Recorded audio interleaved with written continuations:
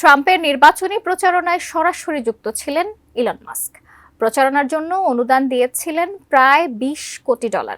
তখনই ধারণা করা হয়েছিল ট্রাম্প নির্বাচিত হলে তার প্রশাসনে গুরুত্বপূর্ণ পদ পেতে পারেন মাস্ক। অবশেষে সেই ধারণাকে সত্য প্রমাণ করে ট্রাম্প ঘোষণা দিয়েছেন তার প্রশাসনের দায়িত্ব পাচ্ছেন মাস্ক। বিস্তারিত দেখুন প্রতিবেদনে। This is a magnificent victory for the American people that will allow us to make America great again.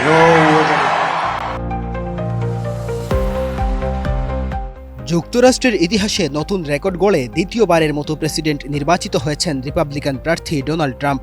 তার নির্বাচনী প্রচারণায় ব্যাপক সক্রিয় ছিলেন শীর্ষ ধনকুবের এবং বৈদ্যুতিক গাড়ি নির্মাতা প্রতিষ্ঠান টেসলার প্রধান নির্বাহী কর্মকর্তা ইলন মাস্ক। প্রচারণার সময় সবাই ধারণা করেছিলেন ট্রাম্প নির্বাচনে জিতলে রিপাবলিকান প্রশাসনে গুরুত্বপূর্ণ পদ পাবেন তিনি।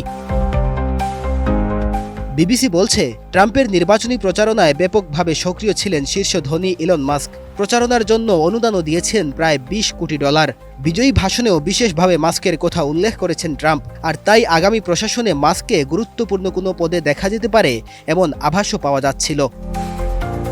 ডোনাল্ড ট্রাম্প জানিয়েছেন তার প্রশাসনে একটি গুরুত্বপূর্ণ দায়িত্ব পেতে যাচ্ছেন Elon Musk. Department of government এফিসিয়েন্সিতে দায়িত্ব পেতে যাচ্ছেন বিশ্বের শীর্ষ এই ধনকুবের। মাস্কের সঙ্গে এই দপ্তরে কো চেয়ারম্যান হিসেবে দায়িত্ব পালন করবেন সাবেক প্রেসিডেন্ট প্রার্থী বিবেক রামাস্বামীও। বার্তা সংস্থা রয়টার্স এবং সংবাদ মাধ্যম বিবিসি তাদের এক প্রতিবেদনে এই তথ্য জানিয়েছে। চলতি মাসে অনুষ্ঠিত যুক্তরাষ্ট্রের প্রেসিডেন্ট নির্বাচনে আবারও জয়ী হন ডোনাল্ড ট্রাম্প।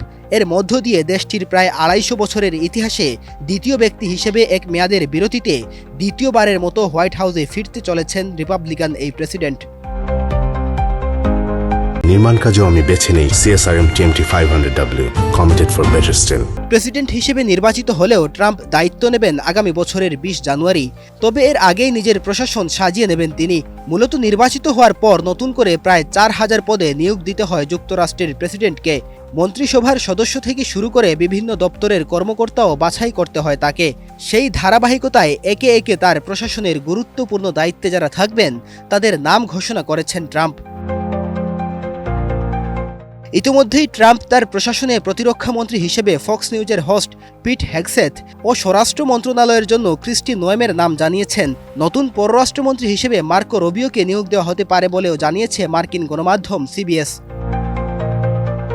এছাড়া গত সপ্তাহে হোয়াইট হাউসের চিফ অব স্টাফ হিসেবে সুসি উইলসের নাম ঘোষণা করেন ট্রাম্প। 67 বছর বয়সী সুসি হবেন হোয়াইট হাউসের প্রথম নারী চিফ অব স্টাফ। তিনি ছিলেন ট্রাম্পের নির্বাচনী প্রচার শিবিরের 2 ম্যানেজারের একজন।